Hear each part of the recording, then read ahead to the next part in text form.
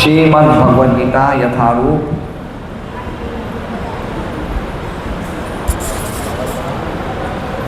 श्रीमद् भगवद गीता यथारूप अध्याय द्वितीय गीता का सार अध्याय 63 श्लोक संख्या अध्याय दूसरा श्लोक संख्या 63 शब्दात अनुवादित तात्पर्य कृष्ण कृपा मूर्ति श्री श्रीमद् अभय चरणारविंद भक्तिवेदांत स्वामी प्रभुपाद द्वारा। विनोद जी आगे आइए, आपको दंड देना है,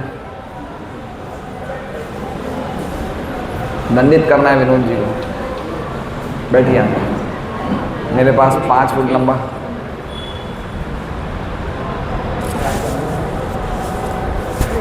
हरे कृष्ण।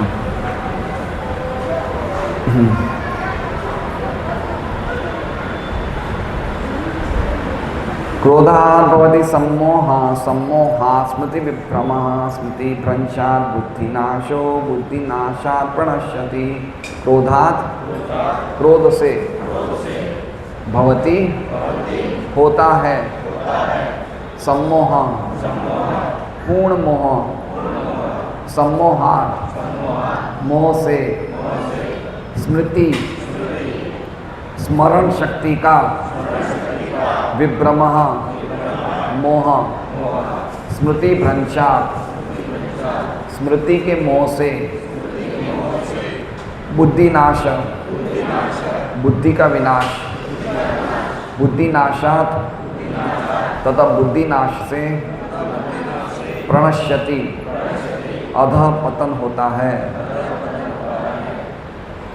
अनुवाद: क्रोध से पूर्ण मोह उत्पन्न होता है और मोह से स्मरण शक्ति का विभ्रम हो जाता है। जब स्मरण शक्ति भ्रमित हो जाती है तो बुद्धि नष्ट हो जाती है और बुद्धि नष्ट होने पर मनुष्य भवकूप में पुनः गिर जाता है। ओम अज्ञानतिमिरान्धस्य ज्ञानाञ्जनशलाकया चक्षुरुन्मिलितं येन तस्मै श्रीगुरुवे नमः।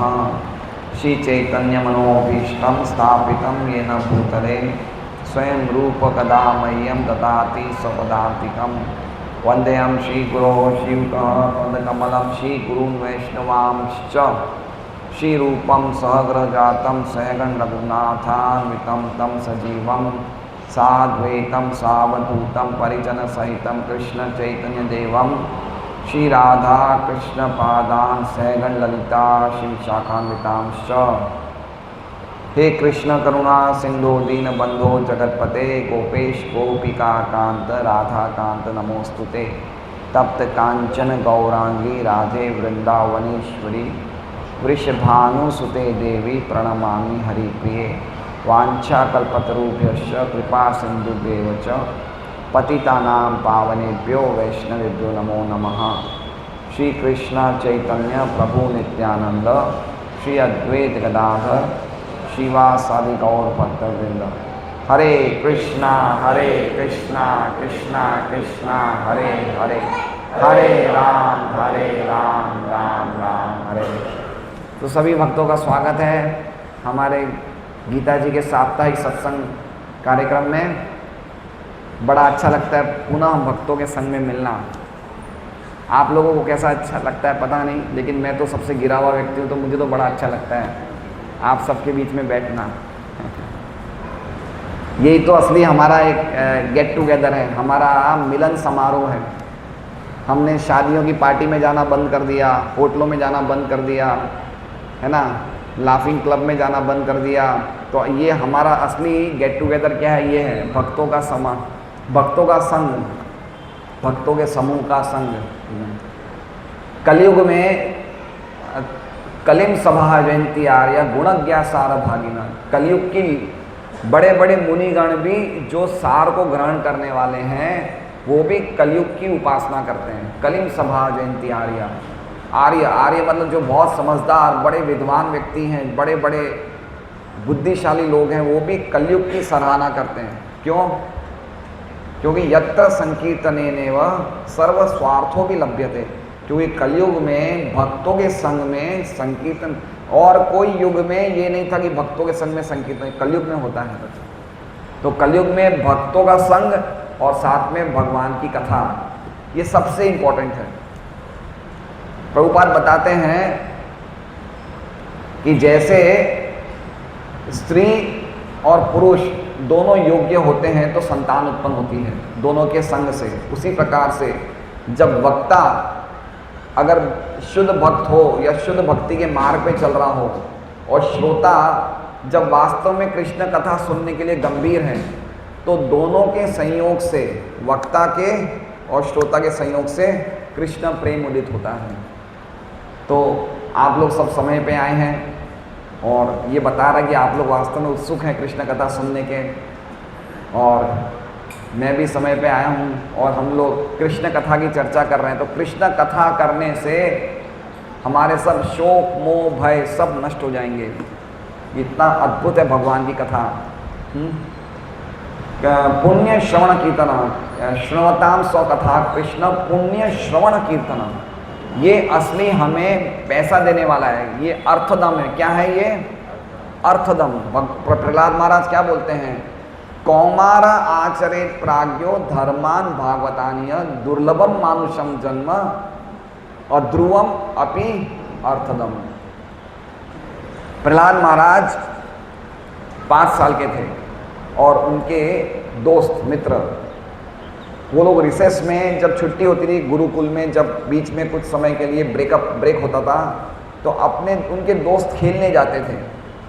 तो प्रहलाद महाराज बोलते थे नहीं अभी खेलने का बाद में रखो, पहले मेरे साथ बैठो, हम कृष्ण कथा की चर्चा करेंगे। तो उनके दोस्त बोलते थे प्रहलाद अभी तो हम खाली 5-6 साल के हैं, अभी तो खाली बच्चे ही हैं, कृष्ण कथा तो बाद में करेंगे। तो प्रहलाद महाराज नहीं, कौमार आचरित प्राज्ञो, कौमार 5 वर्ष की आयु से व्यक्ति को धर्मान भागवतानी, भागवत धर्म का, भक्ति का अनुशीलन करना चाहिए। कितने वर्ष की आयु से?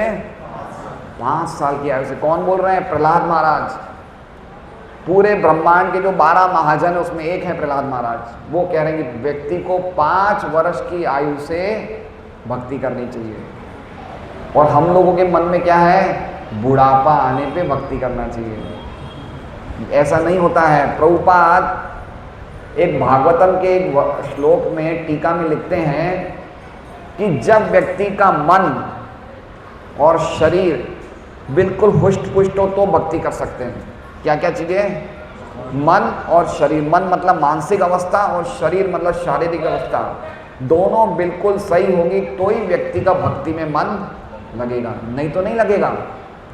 इसलिए प्रहलाद महाराज बोलते हैं कि जब तक ये दोनों चीज़ें सही हैं तब तक भक्ति कर लो, उसके बाद भक्ति में मन नहीं लगेगा, है ना। तो ये हमें बड़ा सुदुर्लभ अवसर मिला है। प्रहलाद महाराज बोलते हैं दुर्लभम मानुषम जन्म तदपि अध्रुवम। अध्रुव में, अध्रुव मतलब ये कब चला जाएगा? अध्रुव, अध्रुव मतलब बिल्कुल क्षणभंगुर है, लेकिन क्या देने वाला है? अर्थदम। अर्थ मतलब, अर्थ का मतलब क्या होता है? पैसा देने वाला है। ये कैसे पैसा देता है? हमें तो पैसे मिलते ही नहीं हैं, हम तो कथा सुनने आते हैं, आपने तो कभी हमें पैसे दिए ही नहीं। ये वो पैसा नहीं देने वाला है, ये अर्थ, असली अर्थ देने वाला है। असली अर्थ मतलब हमें भगवान के पास पहुंचाने वाला है। आप लोग सब लोग पैसा कमाते हैं, पर्टिकुलरली पुरुषगण सब पैसा कमाते हैं। कभी हम लोगों ने ये सोचा है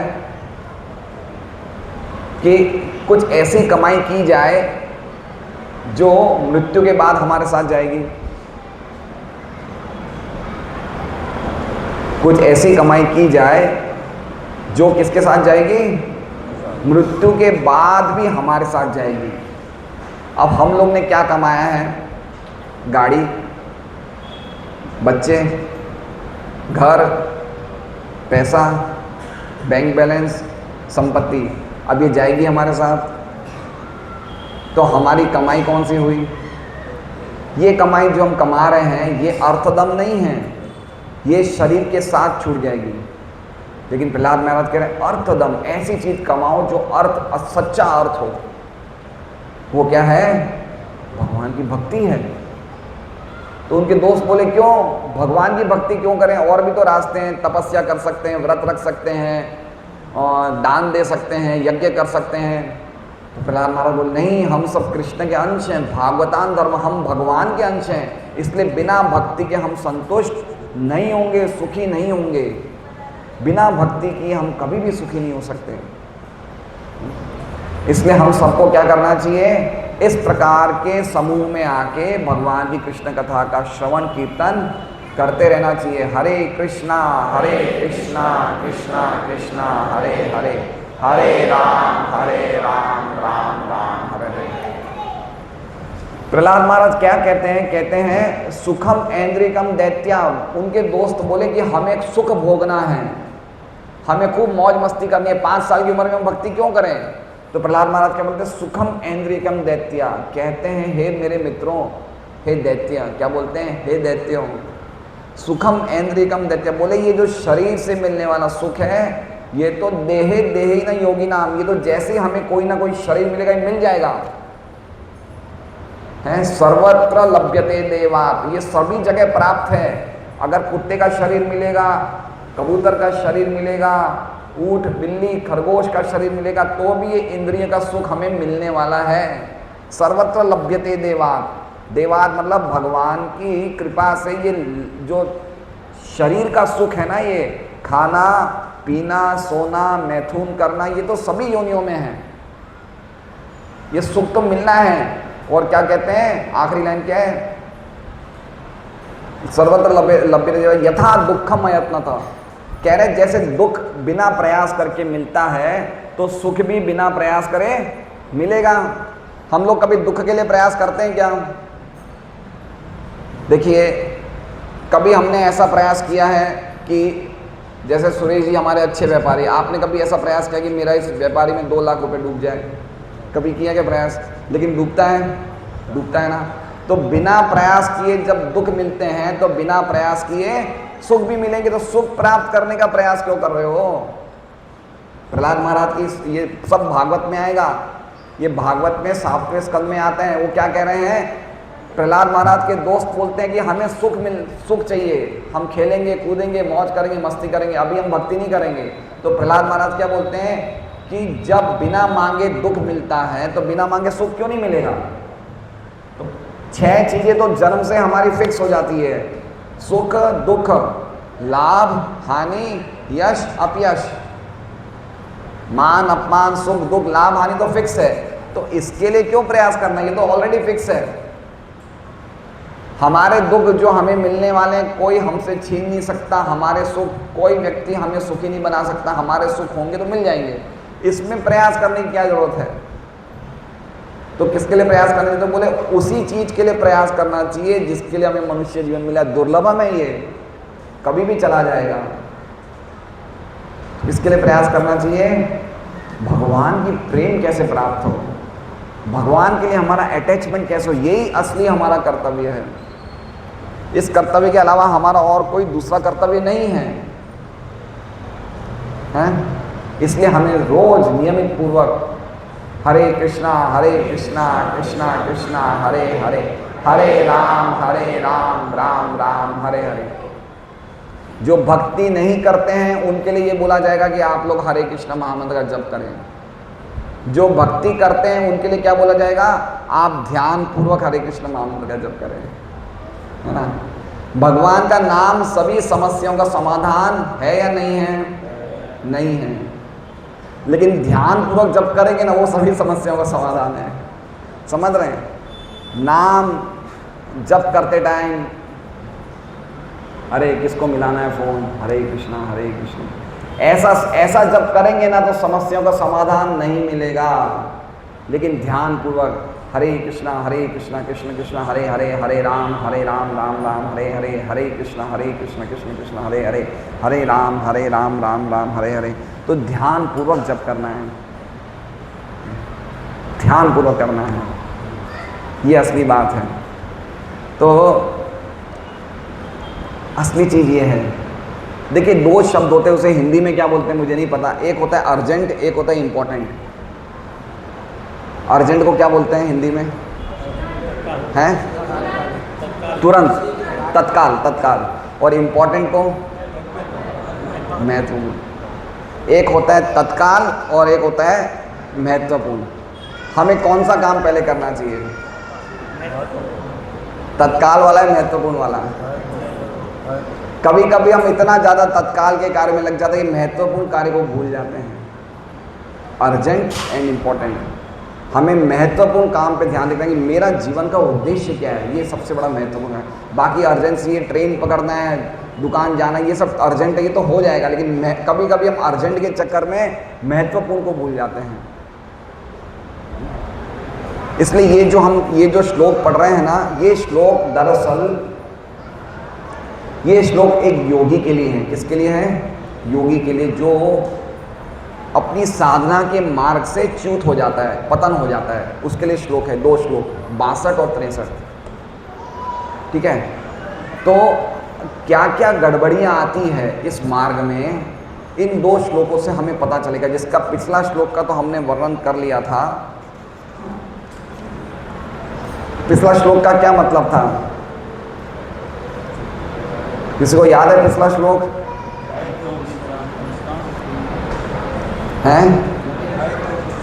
ध्यायतो विषयान पुंस संगस्तेषुपजायते संगा संजायते काम कामा क्रोधो विलायत जायते। देखिए एक बात समझिए, आपको ईमानदारी से एक बात बोलते हैं, जब हम यहाँ पे बैठे ना सत्संग में, तब हमें एटलीस्ट कम से कम 1 घंटा सभी टेंशन, सभी घर के काम, चिंता विंता साइड पे रख के आइए। बिल्कुल ध्यान से सुनिए, बहुत ज़रूरी है। हम अपने जीवन की सबसे बड़ी समस्याओं की चर्चा कर रहे हैं, कैसे इस समस्या का समाधान निकले, है ना। अर्जुन ने 6 प्रश्न पूछे थे, 4 प्रश्न, 4 पूछे थे ना, 6 कितने पूछे थे? स्थित प्रज्ञ से का भाषा, समाधि स्थित किम प्रभाषेत, किम आसीत व्रजेत किम। क्या उसकी परिभाषा है, क्या वो कैसे बोलता है, कैसे इंद्रिय निग्रह करता है और कैसे चलता है, 4 चीज़ें हो गई शायद। तो ये कौन से प्रश्न का उत्तर चल रहा है? कैसे अपनी इंद्रियों को निग्रह करता है, संयम में रखता है। इसका ये आज आखिरी श्लोक है, 63वां श्लोक। उसके बाद आखिरी प्रश्न कैसे चलता है, उसकी हम चर्चा करेंगे। तो पॉइंट कहने का मतलब क्या है कि ध्यायतो विषयान पुंस संगस्तेषुपजायते। 60वें श्लोक में भगवान कहते हैं कि जो योगी अपने इंद्रियों को जबरदस्ती काबू में करना चाहता है, लेकिन मन मेरे में नहीं लगाता है, उसकी इंद्रियां इतनी जिद्दी होती है कि मन को भी खींच के फेंक देती है। इंद्रियाणि प्रमाथिनी हरंती प्रसवम मन। इंद्रियों को क्या चाहिए? इंद्रियों को उनके विषय चाहिए। आँख को रूप चाहिए, नाक को सुगंध चाहिए, कान को ध्वनि चाहिए, जीवा को स्वाद चाहिए, त्वचा को स्पर्श चाहिए। इंद्रियों को अपने विषय चाहिए। अगर मन कमज़ोर होता है तो मन को बाहर निकाल देती है, जाओ तुम साइड पे हो जाओ। तो जब मन कमज़ोर होकर मन को साइड पे कर देती है तो उसके पतन के क्या क्या प्रभाव पड़ते हैं 2 श्लोकों में, 62 में और 63 में। समझ रहे हैं? इंद्रियों ने क्या कर दिया? मन को साइड पे कर दिया, बोले हटा तेरी सावन की घटा, मन को साइड पे कर दिया। अब इंद्रियां किस में लग गई? इंद्रियों के विषय में। मन कमज़ोर था, मन को भगवान में लगाया नहीं, मन बिल्कुल कमज़ोर हो गया। अब इंद्रिय विषय में लग गई इंद्रियां। तो सबसे पहले 4 चीज़ें क्या करी इंद्रियों ने, वो हमने पिछले श्लोक में देखा था। ध्यायतो विषयान पुंस संगस्तेषुपजायते संगा संजायते काम कामात् क्रोधो विजायते। सबसे पहले व्यक्ति क्या करता है? ध्यायतो विषयान पुंस। पुंस मतलब स्त्री पुरुष जो भी व्यक्ति, ध्यायतो मतलब मनन करता है, बार बार चिंतन करता है। किसका? विषयान, इंद्रिय विषयों का चिंतन करता है। तो क्या होता है? संगस्तेषुपजायते। उस चिंतन करते हुए चीज में उसकी अटैचमेंट हो जाती है, उसका संग हो जाता है, उसको मन करता है कि अब तो मुझे ये चाहिए ही चाहिए। समझ रहे हैं बात को? देखिए एक बात बताते हैं आपको, व्यक्ति का कोई चीज से आसक्ति कब होती है? जब वो उस चीज को बार बार देख के चिंतन करता है। समझ रहे हैं बात को? बार बार देख के चिंतन करता है तो उस चीज में उसकी आसक्ति हो जाती है। चाहे वह कोई व्यक्ति कोई भी चीज हो, जैसे मान लीजिए कि सरस्वती प्रभु की बाइक है, बाइक को रोज देखते हैं और बाइक को रोज कपड़े से साफ करते हैं, मेरी बाइक है मेरी बाइक, तो बाइक से आसक्ति हो जाएगी। है ना। कोई भी वस्तु जिससे हम बार बार देखते हैं, उसका चिंतन करते हैं, उससे क्या हो जाती है, संगस्तेषु उपजायते, संग उसमें हमारा अटैचमेंट उपजायते, उपजायते मतलब उपजता है। जब हम बीज लगाते हैं ना तो पेड़ क्या होता है, उपजता है। तो हमने बीज किसका लगाया, चिंतन का। किसका बीज लगाया, चिंतन और मनन का हमने बीज लगाया। अब क्या हो गया, उसमें क्या चीज क्या खिल गए, क्या खिल गया, आसक्ति खिल गई, है ना। समझ में आ रहा है सब आप लोगों को। फिर क्या होता है, संगात संजायते कामा, संगात संजायते, उस आसक्ति से संजायते जन्म लेता है क्या, काम। कामा मतलब उस चीज को भोगने की इच्छा, कि अब तो ये चीज मुझे चाहिए ही चाहिए। आपको पता है जीवात्मा का सबसे बड़ा शत्रु कौन है, कौन है, काम है। जैसे नेवले का शत्रु सांप है, उसी प्रकार से जीवात्मा का सबसे बड़ा शत्रु कौन है, काम है ना। तो ये काम जो है ना, इसको व्यक्ति अकेला निपट नहीं सकता। समझ रहे हैं बात को। मैं आपको एक बात बताता हूँ, भक्ति के बारे में एक बात बताता हूँ। जैसे मान लीजिए हंसदूत प्रभु के घर में चोर डाकू आ गए। एक चोर आ गया, ये उस चोर पे, वो चोर मारने गया इनको, तो ये भी चोर को मारने लग गए। तो इनके घर में इनके तीनों बच्चे थे, इनकी वाइफ थी। जब उन्होंने देखा कि हमारे पति इस चोर से लड़ाई कर रहे हैं, तो उनको क्या करना चाहिए, क्या करना चाहिए। उनको लग रहा है कि अकेले मेरे पति हो सकता है पीछे हट जाए या हार जाए, तो उन चारों को क्या करना चाहिए, अपने पति का साथ देके चारों के चारों को उसे कूद जाना चाहिए। किस पे, उस चोर पे। सबके सब टूट पड़ेंगे ना तो वो हार जाएगा। और अगर वो चुपचाप रहते हंसदूत प्रभु और उनसे मदद नहीं मांगते तो क्या होता, ये हार जाते। हम इतिहास में दो उदाहरण देखेंगे, जो लोग भक्ति के मार्ग में गए लेकिन उन्होंने किससे लड़ने गए, काम से, लेकिन उन्होंने अपने साथियों से मदद नहीं मांगी तो डूब गए। पहला उदाहरण अजामिल ने एक वैश्या को एक शूद्र के साथ एक आलिंगन करते हुए देख लिया, तो अजामिल ने पूरी ताकत लगा दी किस चीज़ की, कि मैं वो सीन को भूलना चाहता हूँ, उस दृश्य को भूलना चाहता हूँ। अलग अलग श्लोक बोले, अलग अलग मनन किया शास्त्रों का, मैंने ये पढ़ा, लेकिन उसने कोई भक्त से सलाह, उसने कोई भक्त को ये नहीं बोला कि प्रभु जी देखिए ये काम मुझे बड़ा सता रहा है, कृपा करके आप क्या करिए, आप मेरी मदद करिए। अकेला निपटने गया, किससे निपटने गया, काम नाम के शत्रु से अकेला निपटने गया, हार गया, है ना। इसलिए एक बात ध्यान रखिए, भक्तों के जीवन में एक ऐसा व्यक्ति होना चाहिए जिसको अपने हृदय की बात खोल सके, है ना। और देखिए हर व्यक्ति भक्ति में प्रगति कर रहा है नहीं कर रहा है किसको पता है, उसको खुद को पता है। उसके मन में अपराध हो रहे हैं, गड़बड़ियां हो रही है, तो वो जानता है कि मेरी भक्ति में प्रगति रुक रही है, तो उसको क्या करना चाहिए, अकेले लड़ना चाहिए, कोई भक्त की सहायता लेनी चाहिए। उसे पूरे गांव में ढिंढोरा नहीं पीटना है, लेकिन एक व्यक्ति जो अच्छा भक्त है उससे सलाह करनी चाहिए, प्रभु जी देखो मेरे जीवन में ये चक्कर आ रहा है, मैं इंद्रियों को कंट्रोल नहीं कर पा रहा हूँ, मैं बाहर का खा रहा हूँ, मेरे से ये जप नहीं हो रहा है। एक व्यक्ति उसके जीवन में ऐसा होना चाहिए जिसको वो अपना सुख दुख बांट सके। सुख दुख मतलब भक्ति का सुख दुख, समझ रहे हैं, क्योंकि भक्तों की कृपा से वो काम को जीत जाएगा, है ना। ये हमारा दुर्भाग्य है कि हम अपने हृदय को खोलना नहीं चाहते। हमें क्या लगता है कि मैं आज काम भावना का शिकार हूँ, किसी को बोलूँगा तो मेरी इमेज गिर जाएगी, इसलिए वो बीमारी पूरे जीवन भर अपने हृदय में लिए बैठता है लेकिन बताएगा नहीं। समझ रहे बात को, ये व्यक्ति हार जाएगा, ये व्यक्ति जीत नहीं सकता है क्योंकि अपना हृदय नहीं खोल रहा है। देखिए उपदेशामृत का 4वां अध्याय 4वां श्लोक, गुह्यमाख्याति प्रक्षति उसे बोलना चाहिए। मैं भी बोलता हूँ, हमारे शिक्षा गुरु हैं, शिक्षा गुरु से कितनी बार मैंने सलाह करी, प्रभु जी ये गड़बड़ी आ रही है, ऐसे समस्या आ रही है, मेरा मन नहीं लग रहा है, कैसे करना चाहिए। वो रास्ता बताते हैं। जब तक हम कोई भक्त का सहारा नहीं लेंगे, हमारा डूबना निश्चित है। ये काम से जीता नहीं जा सकता, बहुत खतरनाक शत्रु है। दूसरा उदाहरण किसका है? भरत महाराज का।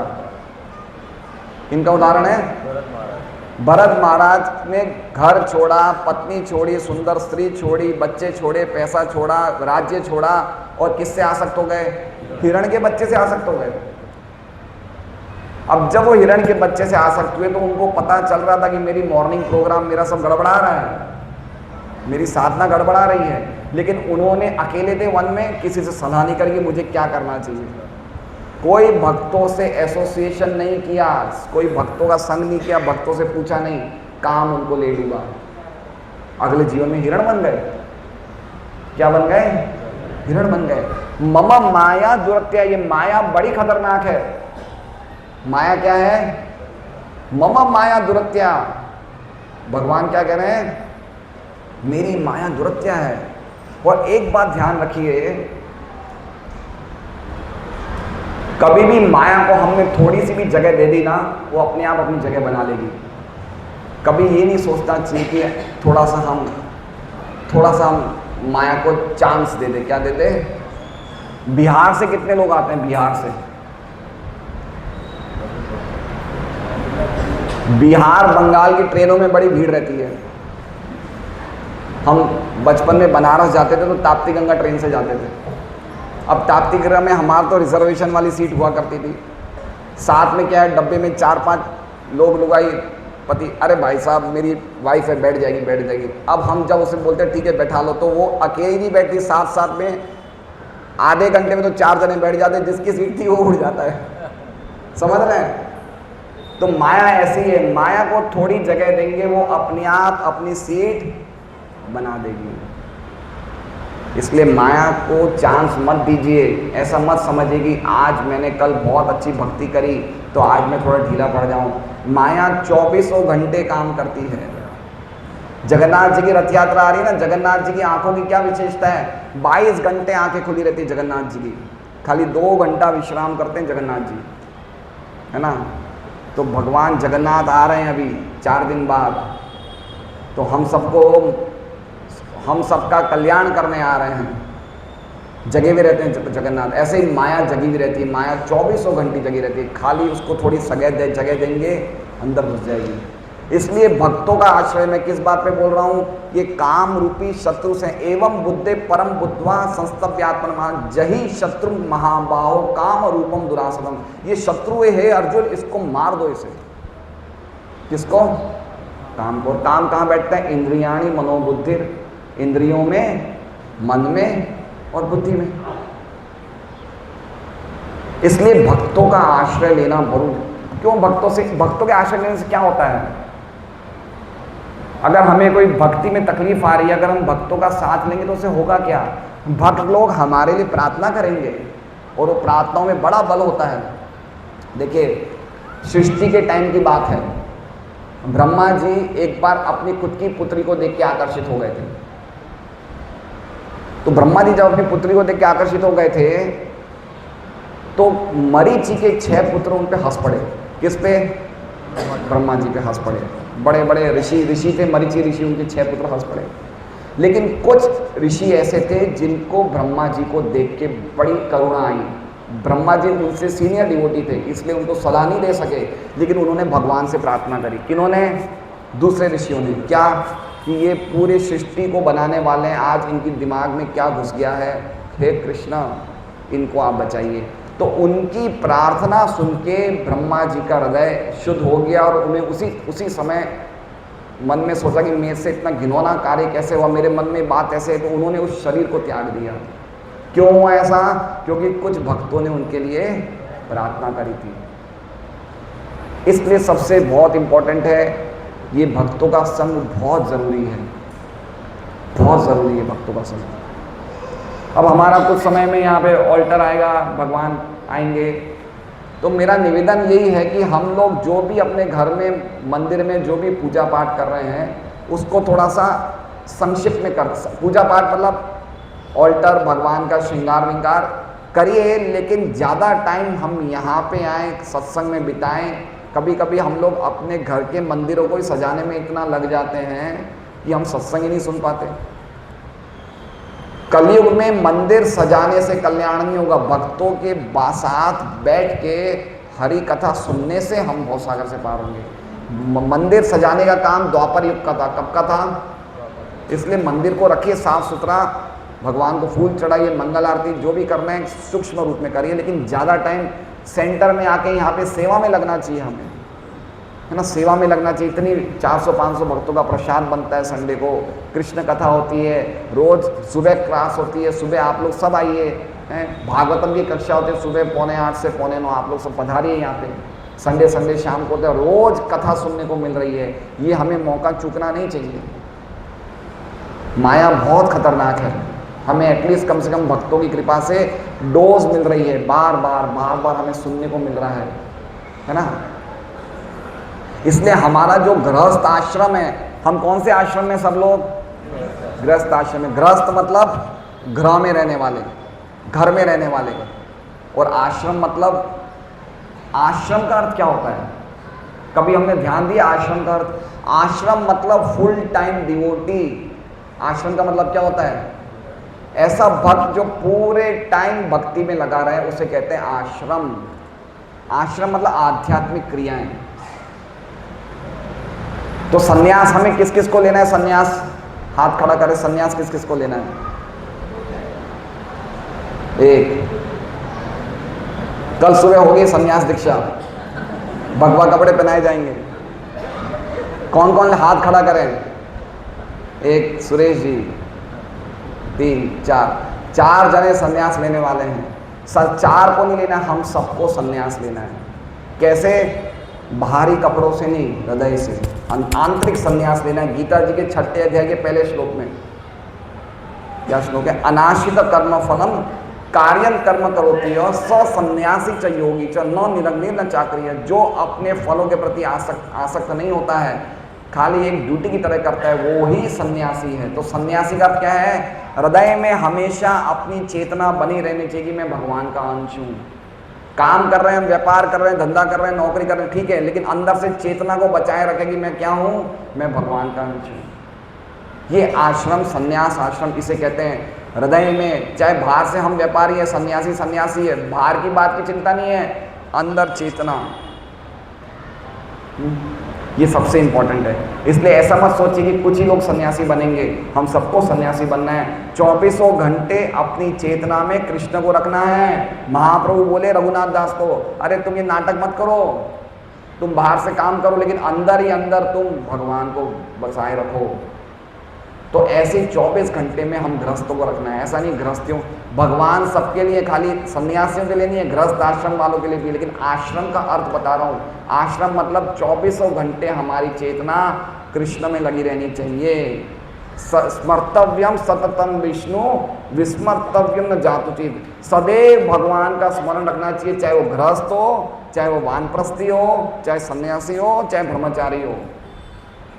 और कैसे रखना है, उसी के लिए हम ये कक्षाएं रखते हैं, उसी के लिए कक्षा रखते हैं कि किस प्रकार अपने कर्म, अपनी वाणी, अपना शरीर सब भगवान की सेवा में लगाएं। तो ये सबसे इम्पोर्टेंट है ना। तो हमें ये प्रयास करना है कि भक्तों का आश्रय लेना चाहिए। इस बात पे मैं बोल रहा हूँ, काम हमें सबको परेशान करेगा, काम ने किसी को नहीं छोड़ा तो हमें छोड़ देगा क्या? नहीं। लेकिन अगर हमारा कोई अच्छा भक्त हो तो उससे सलाह मशूरा करना चाहिए कि हम किस प्रकार से भक्ति में प्रगति कर सकते हैं। और एक और बात क्या है, जब हम लोग, काम वासना कैसे जागृत होती है?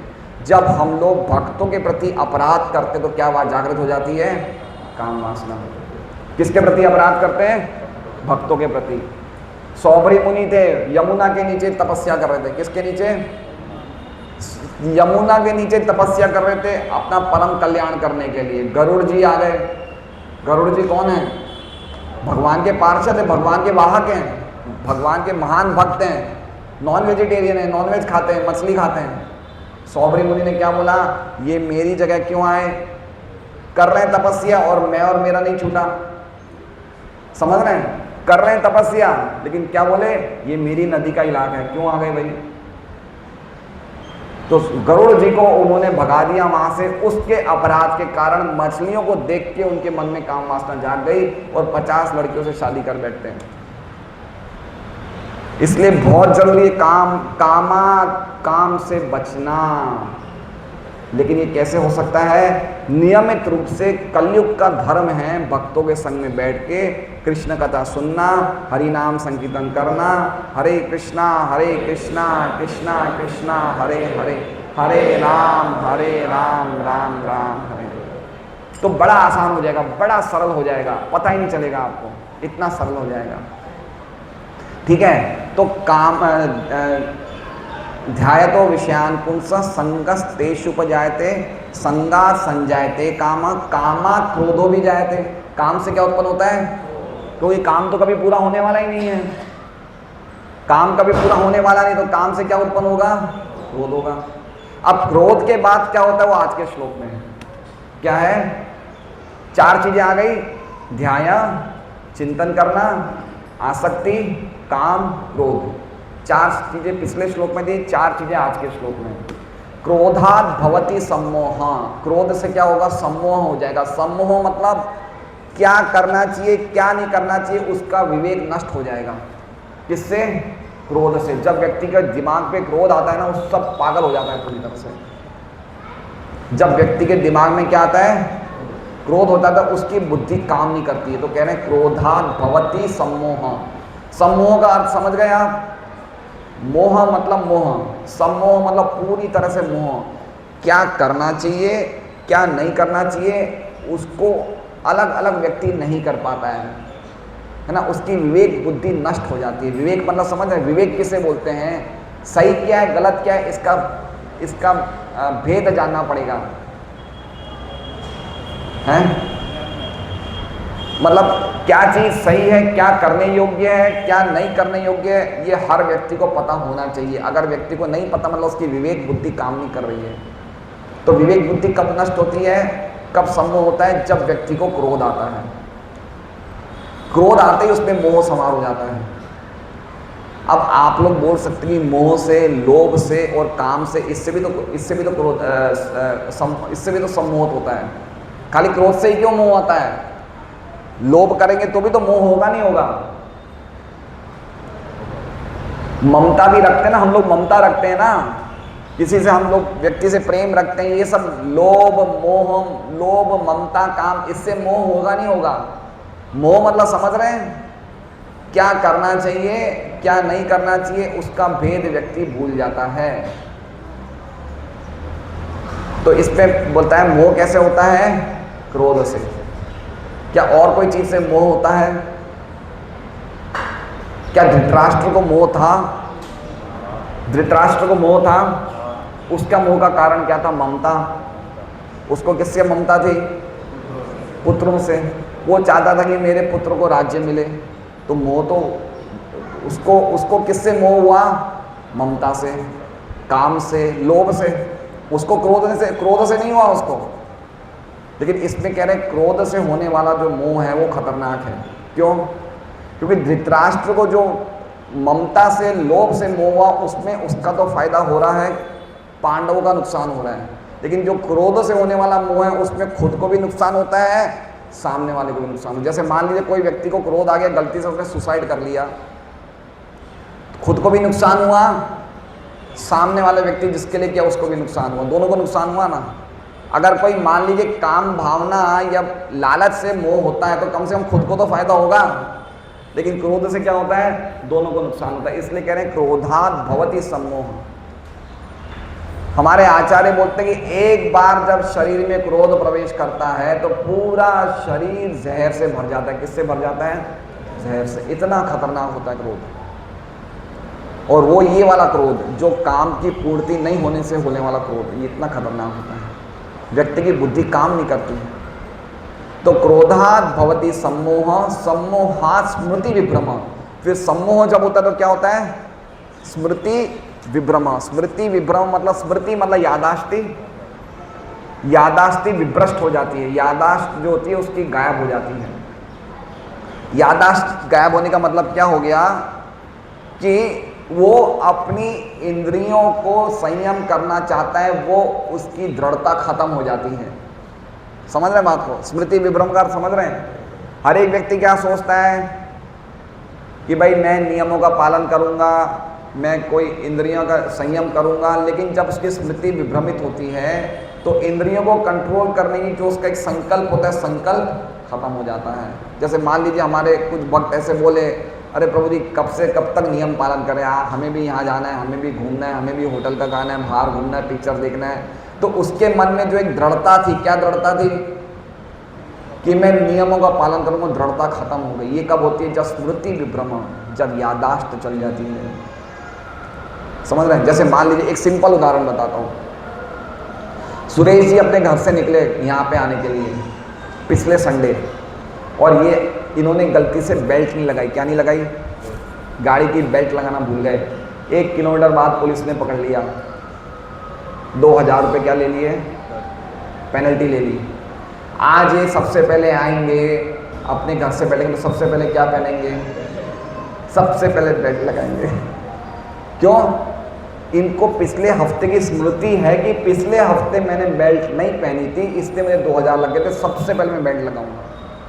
अब स्मृति भ्रंशात का मतलब क्या हो गया कि अब ये इनकी वो स्मृति नहीं रही कि मैंने बेल्ट लगाऊंगा, इसलिए वापस ये हफ्ते भी बेल्ट लगाना भूल जाते हैं। इतनी स्मृति नष्ट होगी। समझ रहे हैं? व्यक्ति को हेलमेट बिना पकड़ा जाता है, लेकिन उसको इतनी बुद्धि नहीं कि आज मुझे पकड़ा है तो अगली बार से मैं हेलमेट लगाए रखूँ। व्यक्ति फिर भूल जाता है। क्यों? स्मृति उसकी गायब हो गई।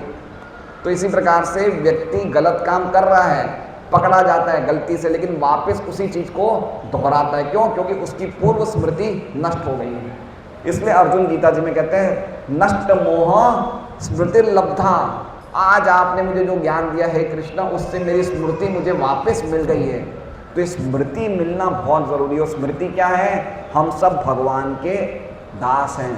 ये हमारी ओरिजिनल स्मृति है जिसको हम नष्ट कर चुके हैं, है ना। हम लोग कितने मज़े से घूम रहे हैं यहाँ पे, है ना।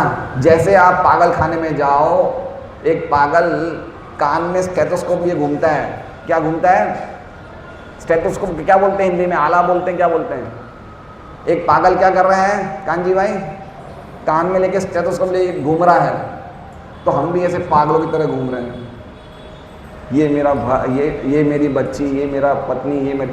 आज मैं सुबह डिस्ट्रीब्यूशन में आ रहा था प्रचार में, तो मेरी गाड़ी के आगे एक बाइक पे एक लोग लुगाई जा रहे थे, पति पत्नी जा रहे थे। मारवाड़ी में लोग लुगाई बोलते हैं। वो पत्नी ने पति को इतनी जोर से पकड़ रखा था कि वो पति छूट के तो नहीं चला जाए।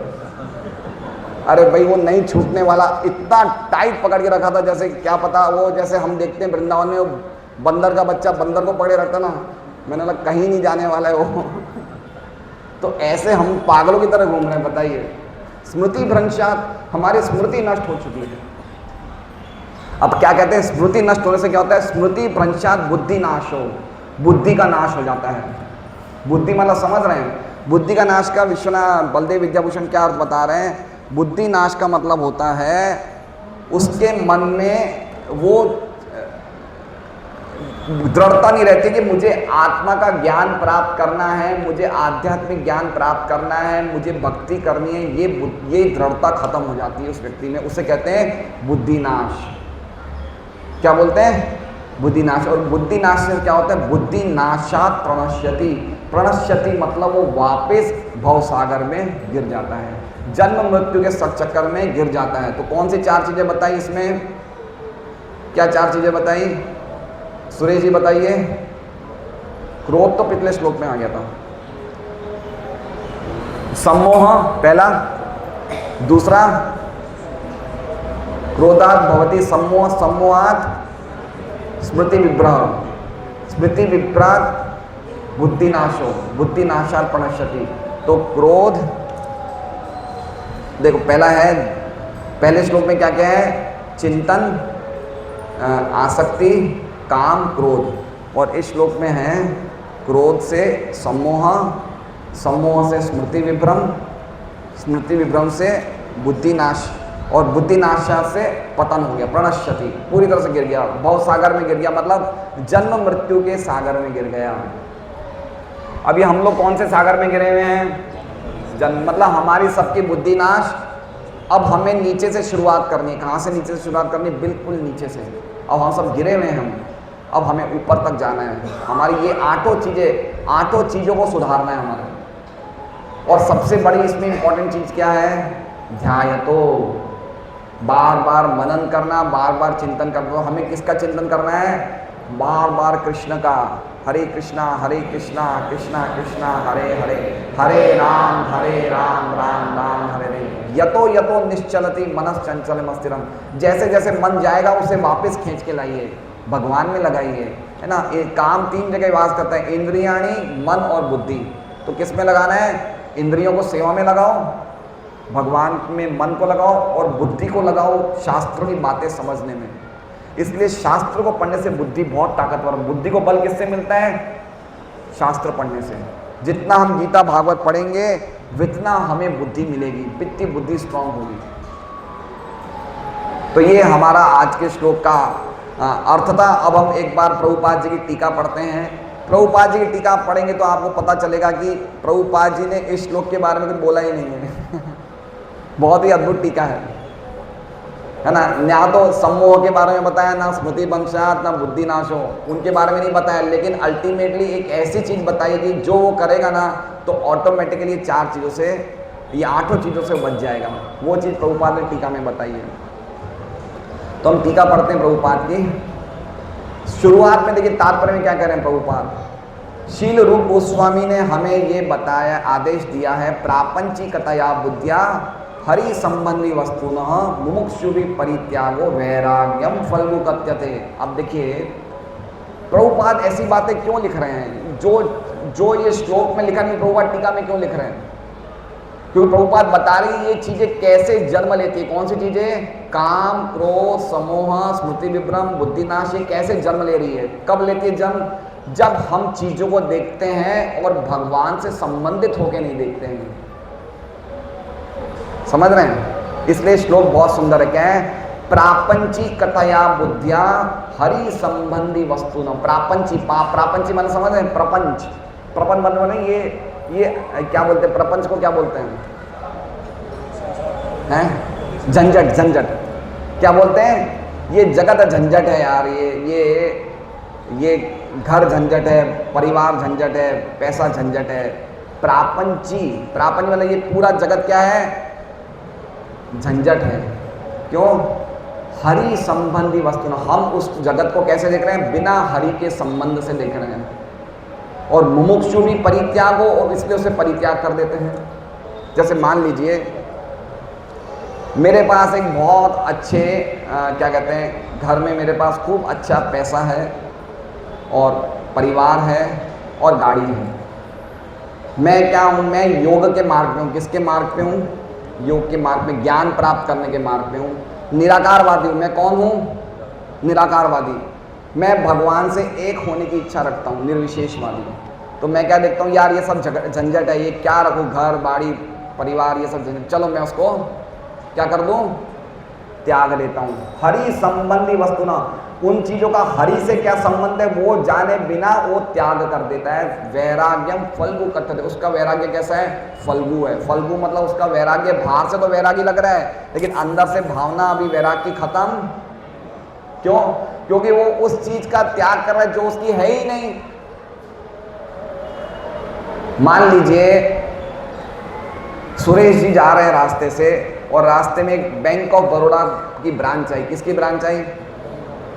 अभी बाहर बैंक ऑफ बड़ौदा का इन्होंने नाम देखा और नाम देखते क्या बोलते हैं? मैंने बैंक ऑफ बड़ौदा का त्याग कर दिया। अरे जब आपका है ही नहीं तो क्या त्याग करोगे? आपका है क्या बैंक? तो जब कोई हमारी चीज है ही तो त्याग क्या करेंगे? ये परिवार हमारा है, घर हमारा है, पैसा हमारा है, किसका है? ये हरि का है। इनका संबंध किससे है? हरि से, तो हम क्या करते हैं, इन चीज़ों को हरि की सेवा में नहीं लगाते, लेकिन हम इसको क्या करते हैं, त्याग कर देते हैं। तो क्या होता है, इससे वैराग्यम फल्गु कथ्यते, इससे फल्गु वैराग्य उत्पन्न होता है। फल्गु मतलब बाहर से हम लग रहे हैं बड़े वैरागी हैं, बड़े त्यागी हैं, लेकिन अंदर से भावनाएं। एक ये गया, एक जगह बिहार में गया, वहाँ पे फल्गु नदी है, फल्गु नदी। फल्गु नदी के तट पे मिट्टी जो होती है ना, मिट्टी ऊपर से तो सूखी होती है, लेकिन अंदर उंगली डालेंगे ना वो मिट्टी गीली होती है। तो जो लोग चीज़ों को त्याग देते हैं लेकिन उनका संबंध भगवान से उसको नहीं समझते, उनका वैराग्य क्या है, सही वैराग्य नहीं है, पूर्ण वैराग्य नहीं है। इसलिए ऐसे व्यक्ति जब चीज़ों को छोड़ते हैं तो इनमें 8 चीज़ें आ जाती। कौन कौन सी? ध्यायतो, आसक्ति, काम, क्रोध, मोह, ये सब चीज़ें उनमें आ जाती हैं। इसलिए प्रभुपाद ने सबसे पहले टीका में लिखा, प्रभुपाद लिख ही नहीं रहे क्रोध सम्मोह किसके बारे में लिख रहे हैं, प्रभुपाद कह रहे हैं जब व्यक्ति चीज़ों को छोड़ देता है, उनका संबंध भगवान से क्या है, हर एक चीज़ के स्वामी कौन है, कृष्ण है। तो चीज़ें किसकी है, कृष्ण की है। ये शरीर किसका है, भगवान का है। सनातन गोस्वामी जगन्नाथपुरी जाते हैं और बोलते हैं कि मेरे शरीर में सब जगह पीड़ा वीड़ा हो रही है, मैं इस शरीर को कैसे लेके मंदिर में जाऊंगा, रथ यात्रा देखूंगा, मैं ये शरीर को रथ के नीचे त्याग देता हूँ, शरीर को ही खत्म कर दूँ मैं जगन्नाथपुरी में। तो चैतन्य महाप्रभु बोले ये शरीर तुम्हारा नहीं, शरीर मेरा है, तुमने मुझे शरणागति कर दी है, अब इस शरीर पे तुम्हारा अधिकार नहीं है। तो जो चीज़ हमारी नहीं, हम त्याग कैसे कर सकते हैं, समझ रहे हैं? त्याग कौन सी चीज़ का त्याग किया जाता है, त्याग कौन सी चीज़ का किया जाता है सर्वाधिक माता जी? जो हमारी उसका त्याग करें। जो हमारा शरीर भी नहीं है, कपड़े हमारे नहीं हैं और हम बोलते हैं हम तो बिना कपड़े घूमेंगे। अरे भाई जब कपड़े तुम्हारे है ही नहीं तो कौन सा बड़ा त्याग कर दिया, भगवान के, भगवान की सेवा में लगाओ।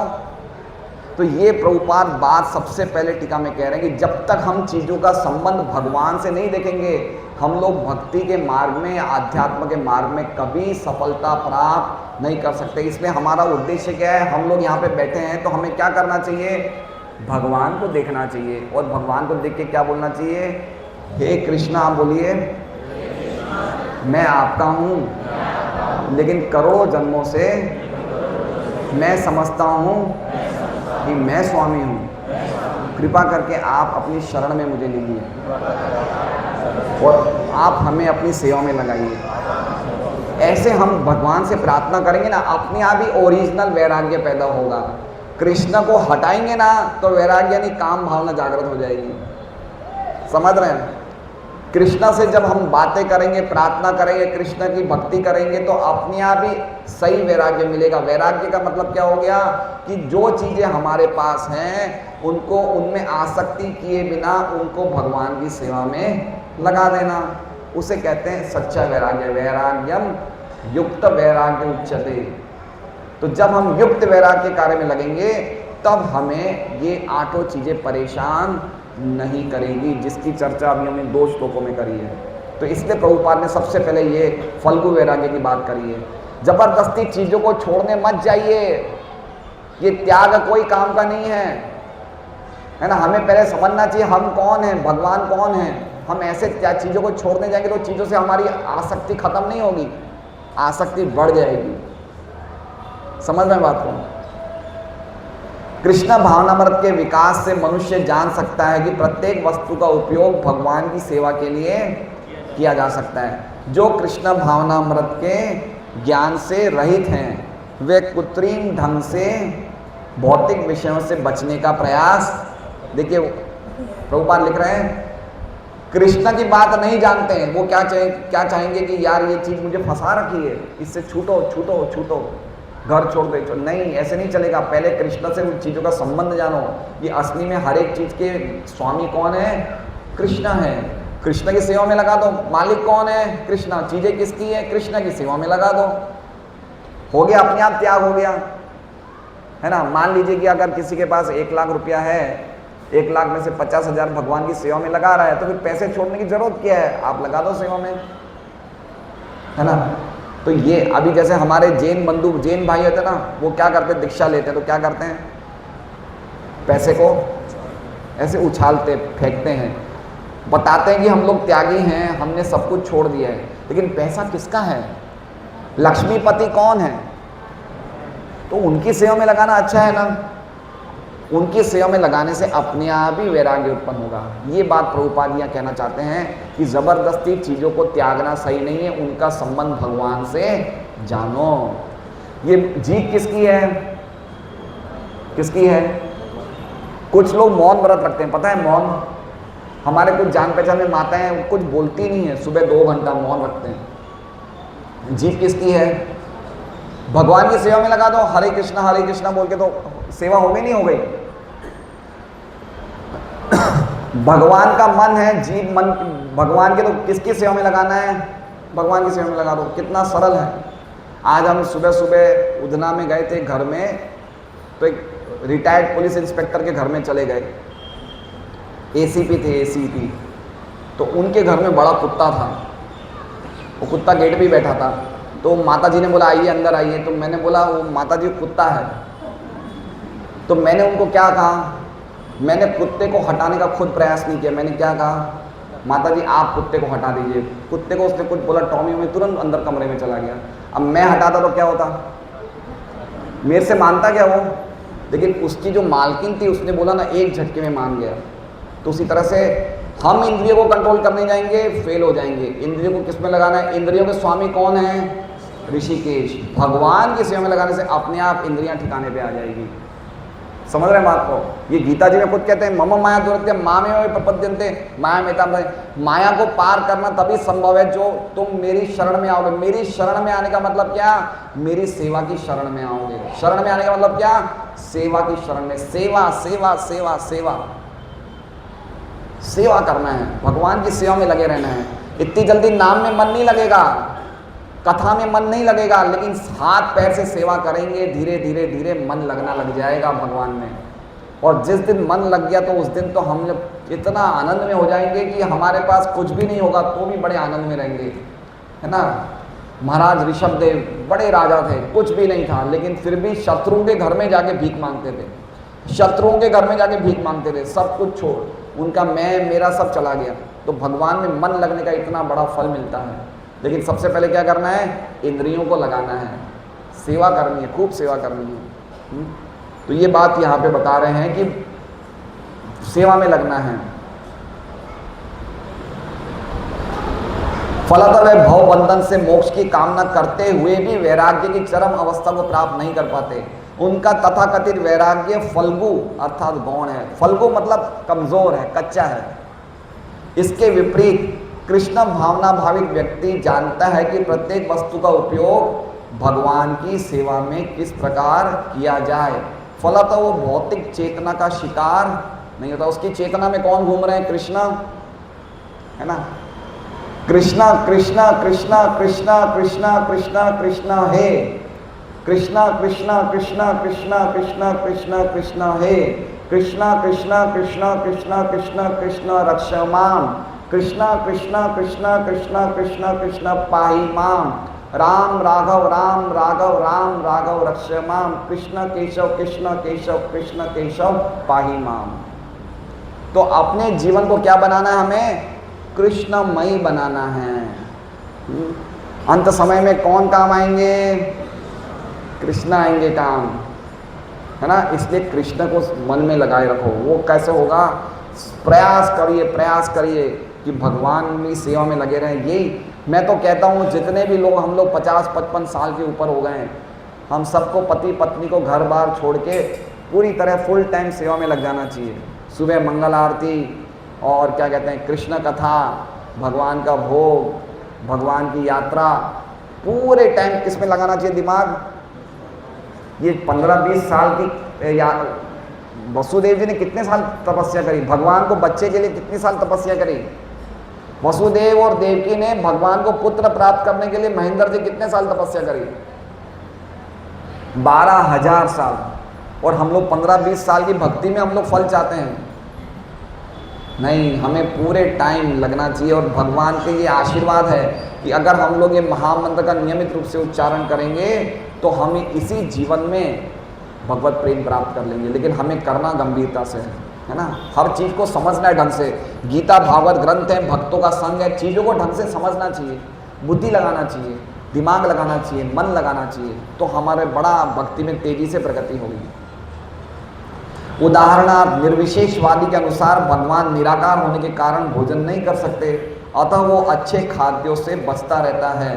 किंतु भक्त जानता है कि कृष्ण परम भोक्ता है और भक्ति पूर्वक उन पर जो भी भेंट चढ़ाई जाती है उसे वे खाते हैं, अतः भगवान को अच्छा भोजन चढ़ाने के बाद भक्त ग्रहण करता है। इस प्रकार हर वस्तु प्राणवान हो जाती है और अधःपतन का कोई संकट नहीं रहता।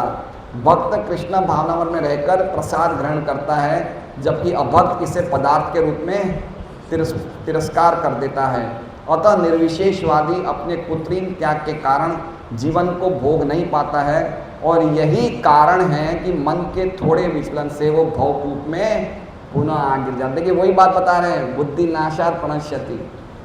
कहा जाता है कि मुक्ति के स्तर तक पहुंच जाने पर भी ऐसे जीव नीचे गिर जाते हैं, क्योंकि उसे भक्ति का कोई आश्रय नहीं मिलता। अब मैं आपको पूरा बता देता हूँ प्रभुपाद क्या बोलना चाहते हैं। प्रभुपाद कह रहे हैं 2 प्रकार के लोग हैं। कितने लोग हैं? एक लोग वो हैं जो भगवान के रूप को मानते हैं, भगवान की प्रेममयी भक्ति करते हैं। एक वो लोग हैं जो भगवान के रूप को नहीं मानते, वो निराकार है। भगवान कौन है? निराकार है। अब वो जो निराकारवादी है ना, वो जीवन बड़ी तपस्या में जीते हैं, कोई भी स्वादिष्ट चीज़ नहीं खाते। क्यों नहीं खाते? क्योंकि उनको डर लगता है ये इंद्रिय कौन सी है? जीवा है, ये स्वाद में लग जाएगी तो मेरा भव बंधन से छूटना भारी काम हो जाएगा, तो बिल्कुल तपस्या से रहते हैं। लेकिन भक्त लोग क्या करते हैं? अच्छा स्वादिष्ट बनाते हैं। अभी देखिए आज का प्रसाद खाएंगे ना तो नाचने लग जाएंगे। आज क्या प्रसाद बनाया आज हम नहीं बताएंगे आपको, सस्पेंस है ये।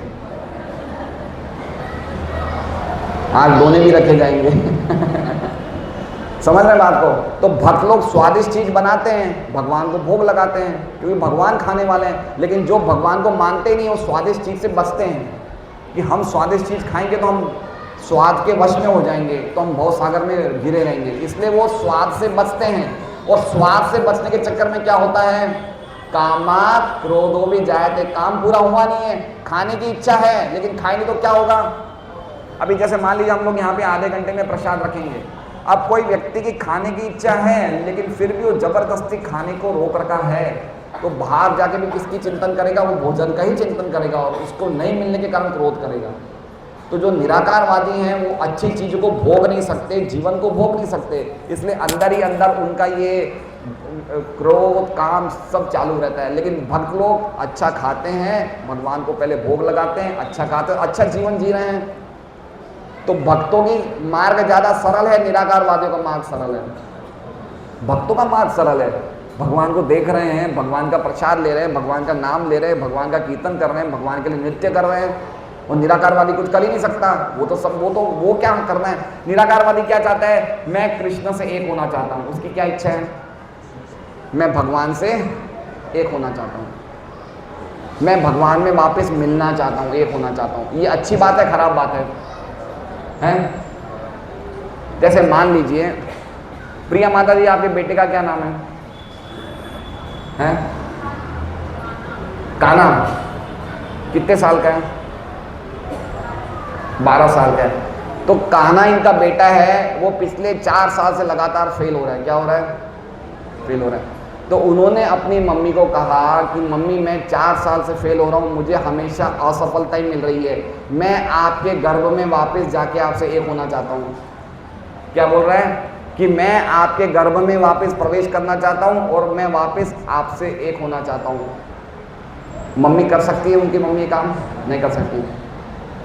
भगवान को हम बोलेंगे हम आपसे एक करना चाहते हैं, भगवान कर सकते हैं काम?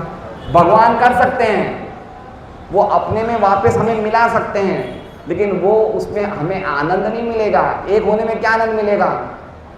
क्या आनंद मिलेगा बताइए? भगवान एक से अनेक होते हैं, क्यों होते हैं? आनंद के लिए।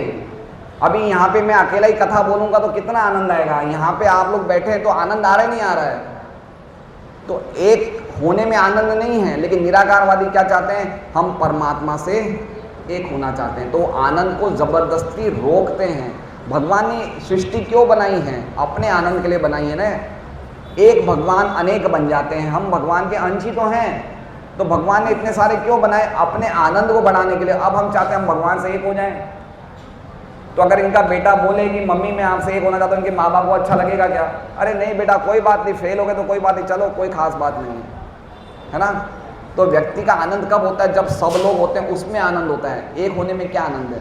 लेकिन निराकारवादी मानते हैं कि हमें, वो इतना ज़्यादा परेशान होते हैं इस जगत में, प्रापंचिक इस जगत को इतना बड़ा झंझट समझते हैं कि वो जीना ही नहीं चाहते हैं। वो क्या करना चाहते हैं? हम एक होना चाहते हैं भगवान से।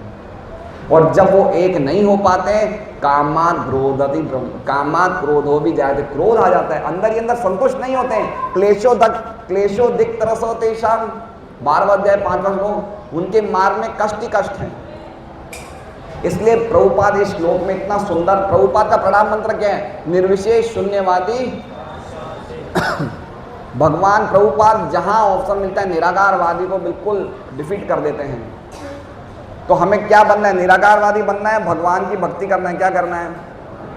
हम भगवान के अंश हैं। भगवान ने हमें अनेक क्यों बनाया?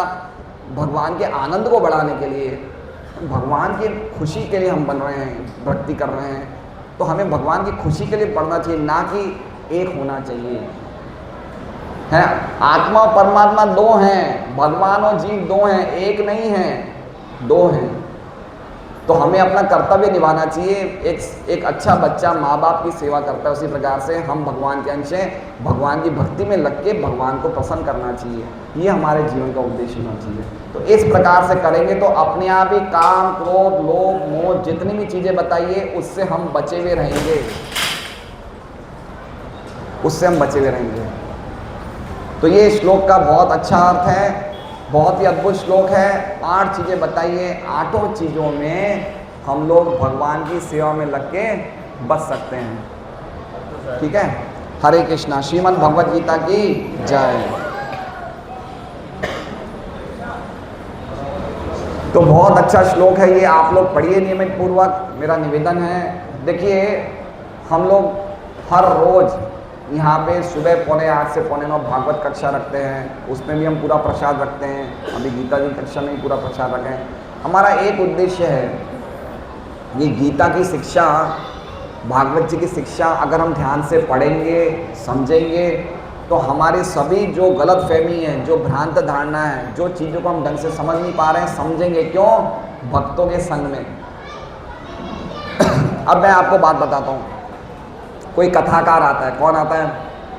कथा करने वाले। जो कथा करते हैं, कथा में कितना रुपया लेते हैं? कोई 50 लाख लेता है, कोई 60 लाख लेता है। और व्यक्ति कथा क्यों कर रहा है? किसके लिए कर रहा है?